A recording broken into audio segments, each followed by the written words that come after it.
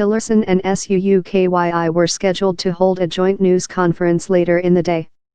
Tillerson and Suu Kyi met on Tuesday during an Asian summit in the Philippines, where the Nobel Peace Prize winner sought to explain her government's efforts to resolve the crisis and its plans for the eventual voluntary repatriation of Rohingya.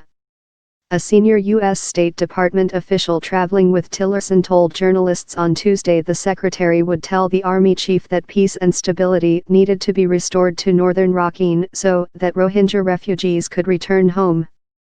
"We are focusing on trying to stabilize areas in northern Rakhine so that people can return there, stopping the violence, making sure that the military would protect all populations in that area equally and that they conduct a credible investigation that leads to accountability for people who have perpetrated abuses," said the official, who was with Tillerson in Manila and declined to be identified.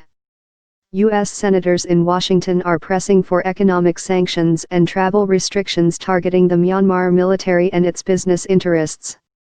Myanmar's security forces and armed civilians carried out an unprecedented, widespread, and systematic attack on Rohingya citizens throughout northern Rakhine state with brutal efficiency, rights group Fortify Rights and the Simon Skjod Center for Prevention of Genocide said in a report.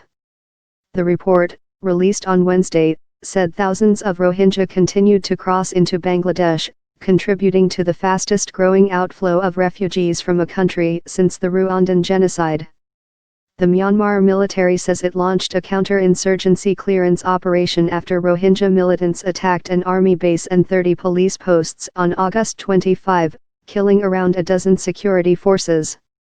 Suu Kyi's failure to speak out strongly over the Rohingyas' plight has damaged her international reputation as a stateswoman. Many diplomats, however, believe Myanmar's fragile transition to democracy after 49 years of military rule would be jeopardized if she publicly criticized the armed forces. The U.S. official said Tillerson would reiterate support for Myanmar's transition to democracy and spoke positively of Suu Kyi's intentions, based on her talks with world leaders in Manila. The government in mostly Buddhist Myanmar regards the Rohingya as illegal immigrants from Bangladesh. But Suu Kyi has said refugees who can prove they were Myanmar residents will be allowed to return.